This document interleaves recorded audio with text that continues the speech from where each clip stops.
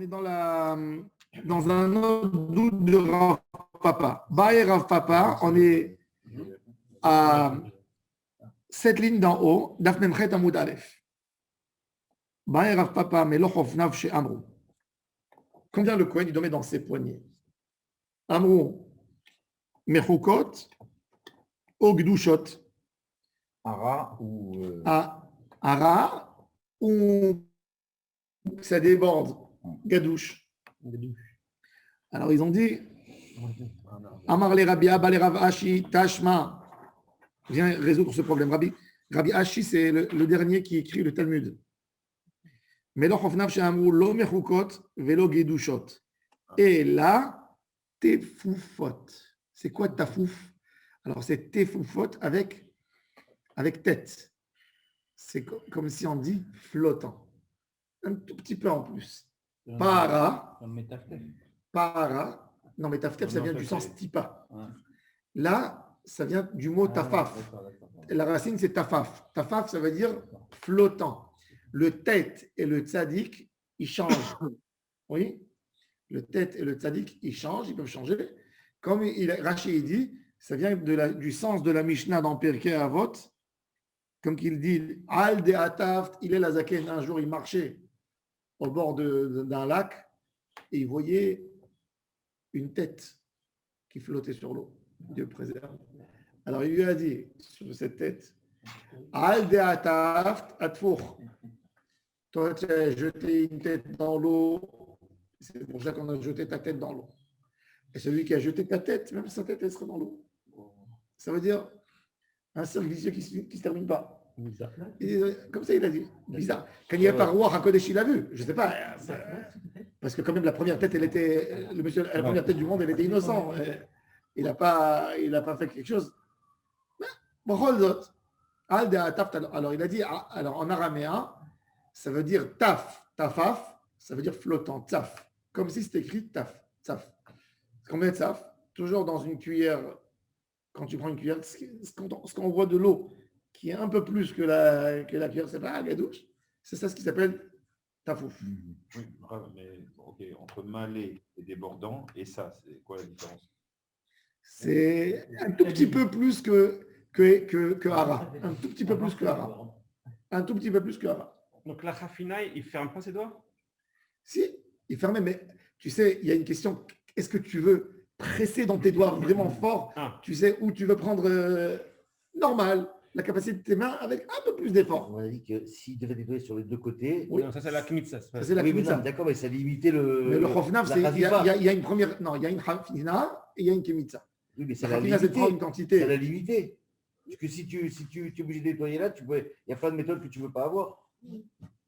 Mais ça ressemble à quoi la chafina? Comme on a dit, prendre comme ça.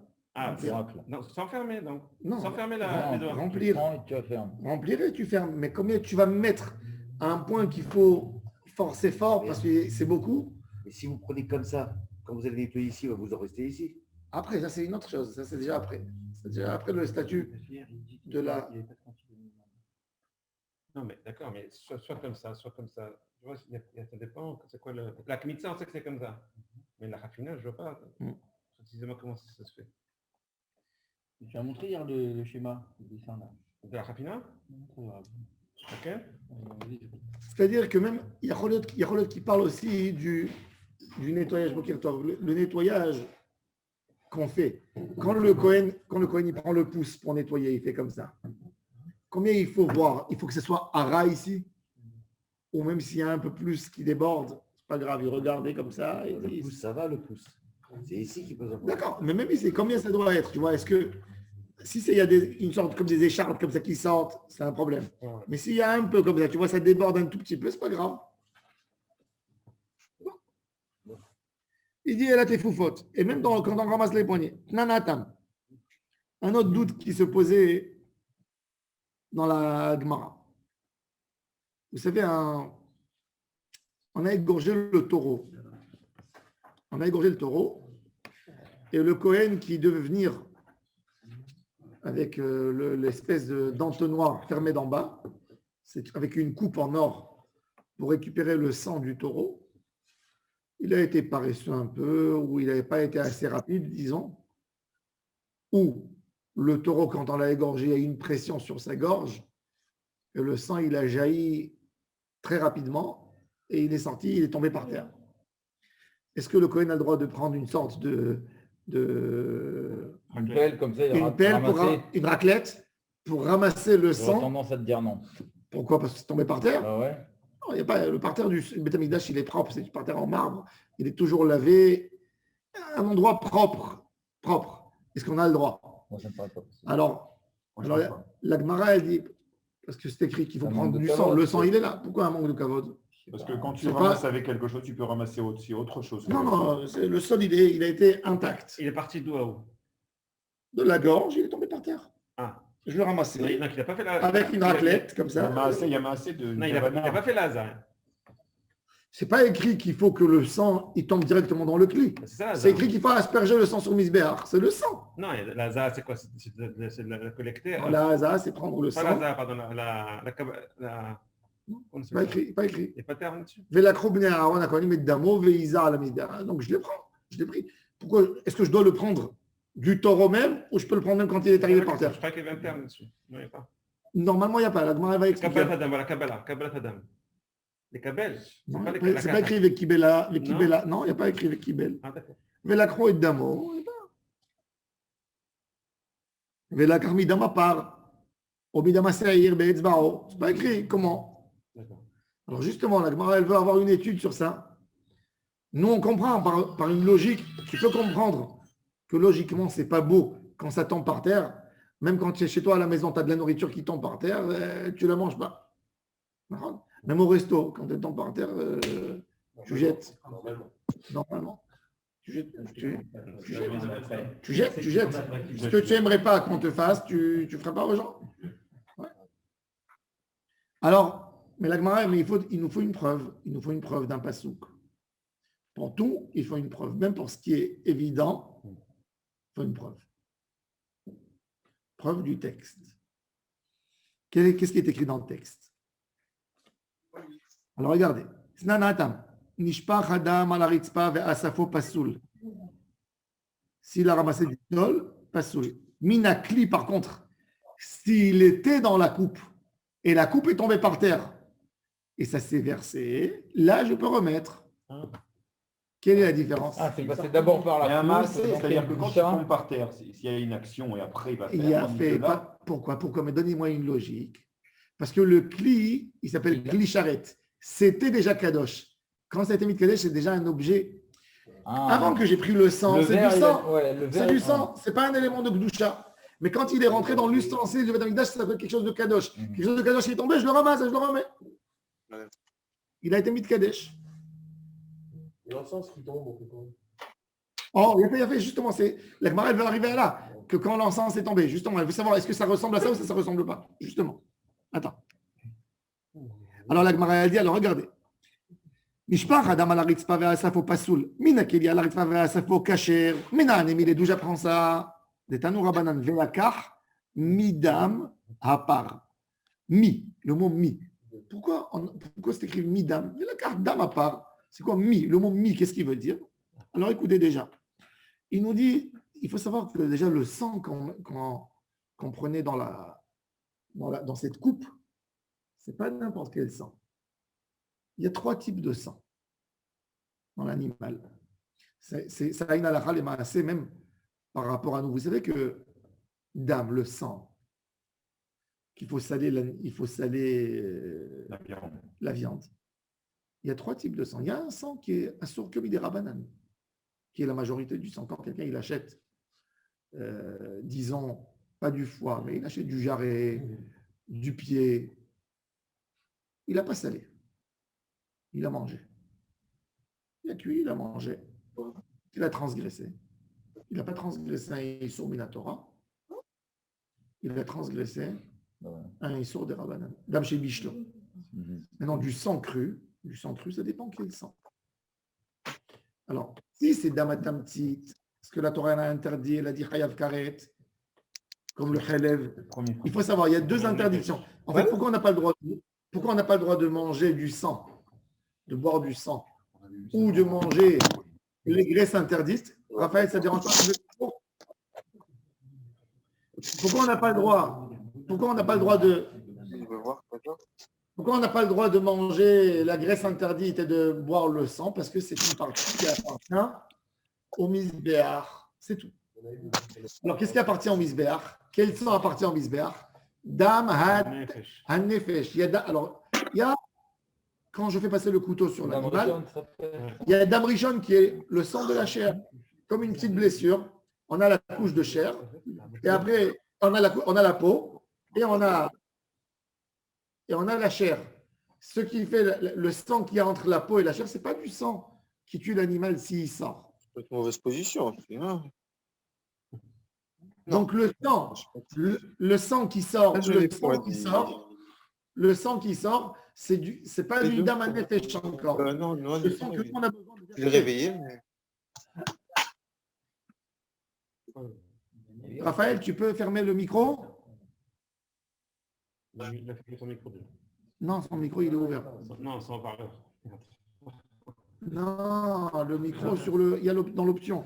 Mais dans ton écran, Je ferai l'inverse.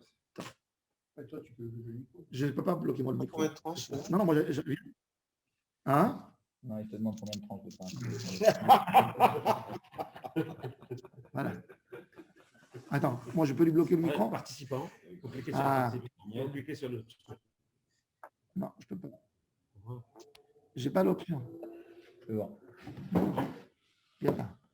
Non, je ne sais pas si c'est toi le. C'est pas moi l'administrateur? Ouais, Pourquoi? non, c'est possible que- Il y a pas. Non, c'est pas dit. Non, il y a un truc sur les options Clalit, je me souviens.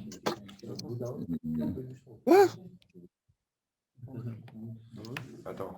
Il est où le clavier? Là. Ah, voilà. C'est ici que tu peux trouver. Voilà, ici, Raphaël. Oh, alors. Il ne nous écoute pas, Raphaël?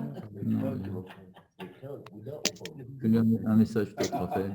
Ouais, je l'envoie. Oui. Je sais pas s'il va connecter en Belgique. Non, mais il faut lui téléphoner, tout Ouais, simplement. Raphaël. Non, ils vont l'appeler là. Donc, dis-lui combien de tranches de pain, juste. Ouais, c'est ce que Appelle-le je au vais téléphone, dire. attends, appelle-le, Raphaël. Calme-toi. Non, peut-être qu'il n'était pas à côté du micro. Il est fermé son Top. portable, non? Mais qui tourne? L'homme est chané. Laissez là. Ouais, 2 tranches de pain pour moi, s'il te plaît. Ah, voilà. Parce qu'on- Ah, il a fermé. Bon. Top. Mais c'est d'accord. Alors, à la compagnie, il faut asperger sur le misbéach quoi? Le dam, voilà, 300. On a dam à or, le premier. Celui-là, il n'est pas à Minatora. Et même si ce n'est pas celui-là qu'on asperge sur le misbéach. Dam, en effet, c'est le sang qui a tué l'animal. Que le fait qu'il est sorti, L'âme est sortie avec. c'est-à-dire, ce n'est pas le premier jet de sang, c'est le deuxième. Et ce n'est pas non plus le dernier qui reste après, qui sort, qui coule goutte à goutte. Ce n'est pas celui-là. Celui-là, c'est Damatamtit. Ce n'est pas celui-là non plus. C'est celui du milieu. 400 là. 3.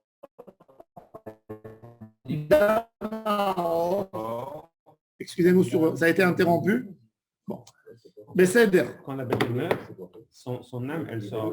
Quand la BMA, elle meurt, l'âme, ça veut dire c'est pas Le ça. premier trou qui s'ouvre. Maintenant, il faut savoir que ce sang, celui-là, il est assourd, Minatora, mais il est assourd que, comme il dit le Rambam, il est assourd, mais il sourd lave. Regardez le Rambam dans Ilchot, Ma'achalot Asurot, il dit ce sang, c'est Issour lave Minatora. C'est pas celui-là qui est bon pour la santé.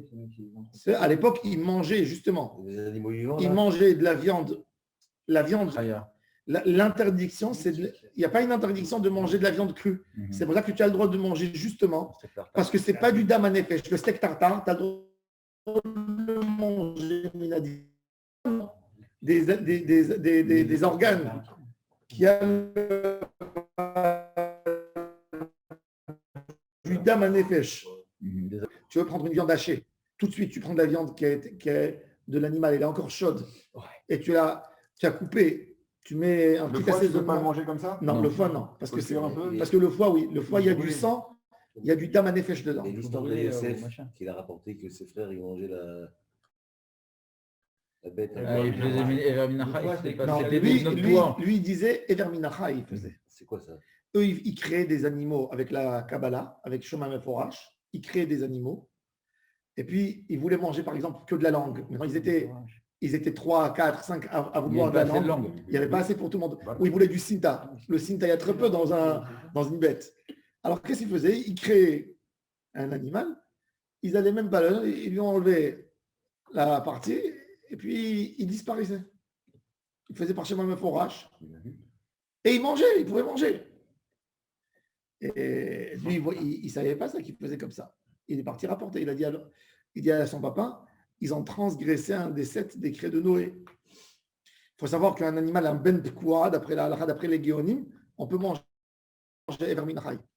Parce qu'il est déjà Karmidam à part, le mot midam à part, il nous dit, non c'est bon, midam à nefesh, midam à or, vélo midam à tamtit. Midam à part, il a pris comme s'il a pris maintenant le dam à part, dam, mais à part il est obligé de prendre midam à part. Qu'est-ce qu'il vient dire dam à part, du fait qu'il est là? Dam, on aurait dû dire midamo. C'est comme midam à part. Il faut, de là on apprend la halakha que le Kohen il doit venir avec la coupe et il doit récupérer le sang.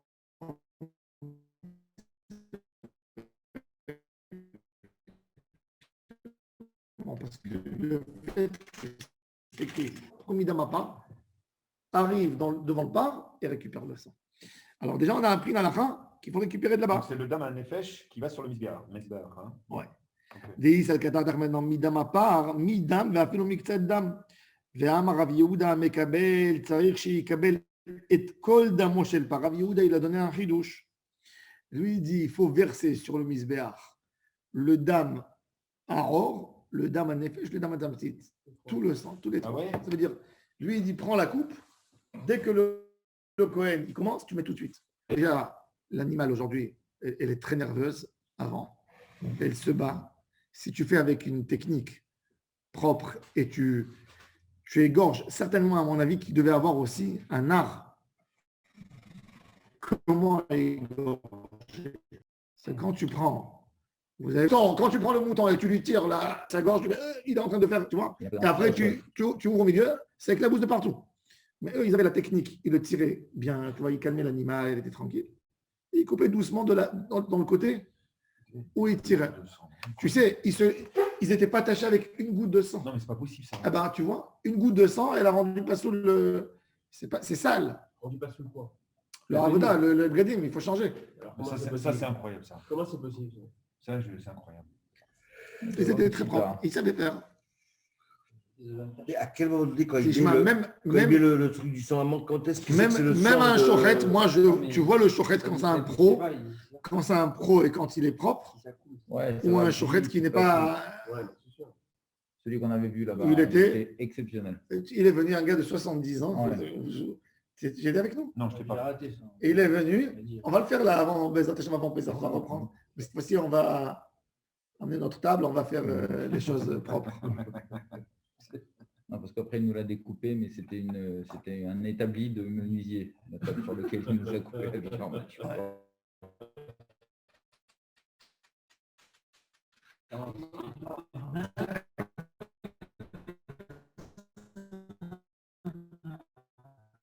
C'est un pro, hein, le gars. Non, on lui a laissé la peau et les intestins. Qu'est-ce qu'il a fait avec la peau? Il a jeté. C'est pas fait tapis. Je vais me faire des chaussons. Je sais pas qu'il est un autre blanc maintenant. Non, cette fois-ci, je prends Un les masque. intestins. Un masque. Non, Oui, je le fais moi aussi. elle faisait la faire sortir de l'autre côté, il faut bien le laver. La Gemara, hier, je lisais les Mishnayot, Maseret Tamid. Comment il le lavait, le boyau? Il le donnait au Kohen. Quand le Kohen il coupait, le Korban à Tamid, parce qu'il faut le sacrifier dans son intégralité. Il l'envoyait sur des tables en marbre, où les Kohanim, il lavait. Tu vois, tu mets dans l'eau, première fois, et tu tires comme ça, avec l'eau, tu vois, tu prends ton doigt et tu fais sortir. Ensuite, tu le remplis, tu le baignes dans l'eau, et encore une fois. Et encore une fois, et encore une fois. Après, tu le prends et tu tires de l'autre, tu le renverses comme une chaussette. Et tu commences à frotter. C'est pas la même chose, tu peux pas me faire ça. Est-ce que c'est manger une vraie merguez avec du boyau, pas avec du synthétique? C'est comme le tennis, hein, quand tu. Moi, je pense pas. Moi, je pense que la merguez, c'est pas. Aujourd'hui, avec Ce l'âge, qu'il arrive, c'est du déchet. exactement. La merguez, c'est toujours du déchet. Ça peut pas être la bonne saucisse. merguez avec le père de Safar. Si tu fais. C'est pas du déchet du tout. Si tu fais. C'est ça la différence. C'est C'est pas pas de ça qu'elle a bon goût. C'est de la merguez. Non. Promets. Pourquoi le père de Safar, c'est un boucher? Mais oui, De qui, de Michael. Mais oui, il est bouché. Il est bouché. Et la machine à coudre. La merguez est aussi connue, c'est Chabrillon, on avait dit. Ouais. C'est connu mondialement. C'est son papa?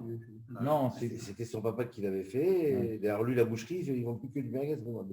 Ils vendent la viande, mais les gens, ils viennent que pour le merguez. C'est ça. Henri. Rino. Ah oui. Ah ben dit. Ah. Et là-bas, ils mettent du vrai boyau? La petite rue. J'avais acheté du vrai boyau. Bon, il faut faire attention parce que le boyau, Il fait des... malheureusement, des sandwichs sur poteau. malheureusement, le boyau, il faut savoir que le boyau, quand vous mangez de la saucisse qui n'est pas méadrine, si c'est du vrai boyau, c'est du boyau taref. C'est du boyau qui vient des animaux.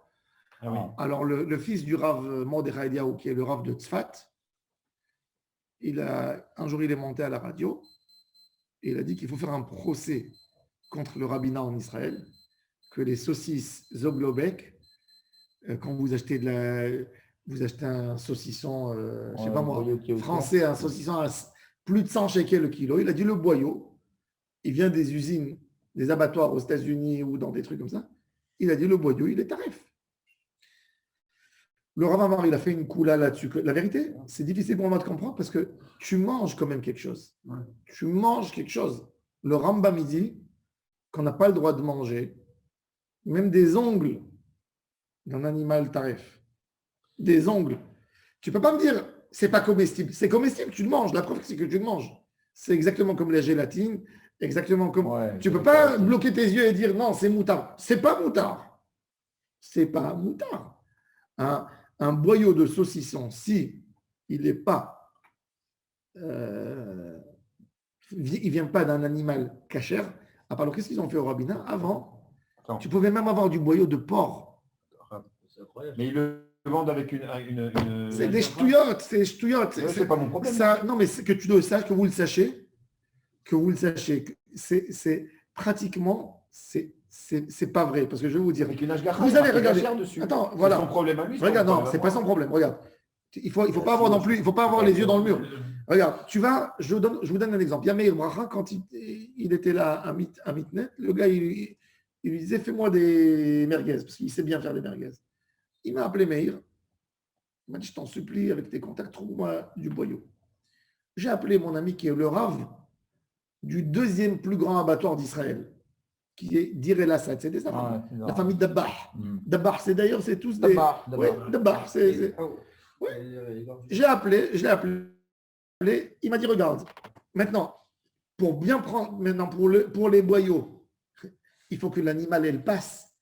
D'abord pour avoir l'authenticité. Tu peux pas prendre si tu veux prendre du boyau cachère, il faut que déjà l'animal elle soit analysé comme un animal cachère. Hein? Il y a la connexion. Il n'y a pas de connexion?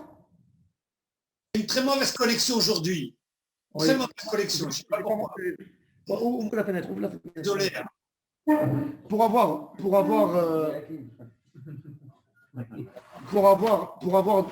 donc le boyau, il faut vérifier l'animal, qu'il y a quelqu'un qui authentifie que l'animal et les cachères. Donc, dans un abattoir, avant de toucher, de faire entrer tes mains dans l'estomac, pour savoir, on enlève les abats. Ouais.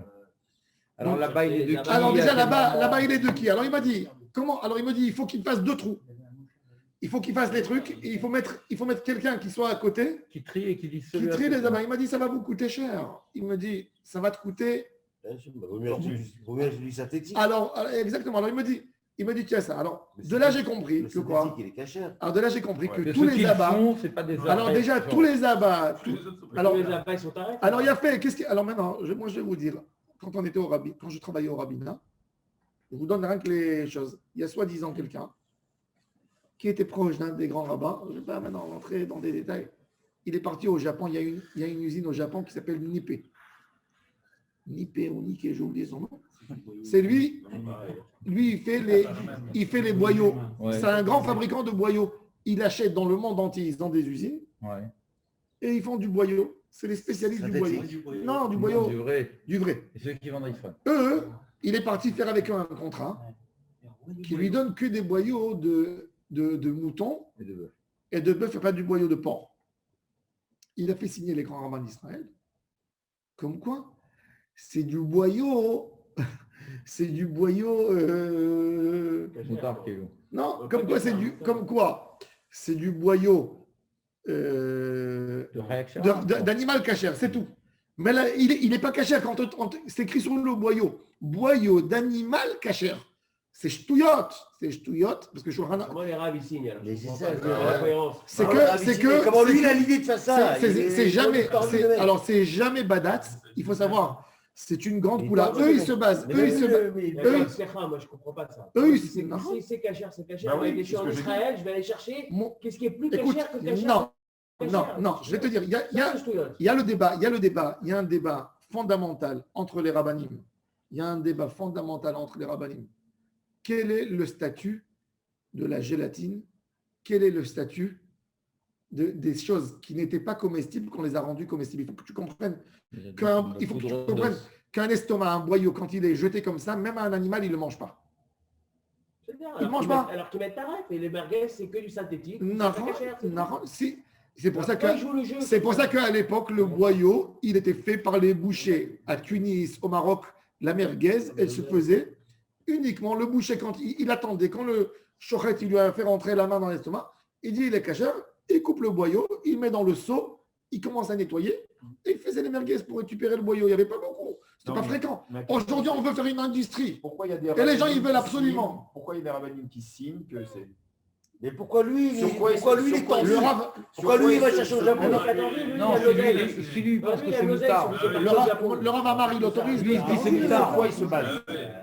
Moi, je ne suis pas d'accord. Pour moi, c'est il doit avoir quelque chose sur quoi il se base. Pour moi, parce que lui, il dit que le boyau, lui, il te dit le boyau, c'est un sac en cuir.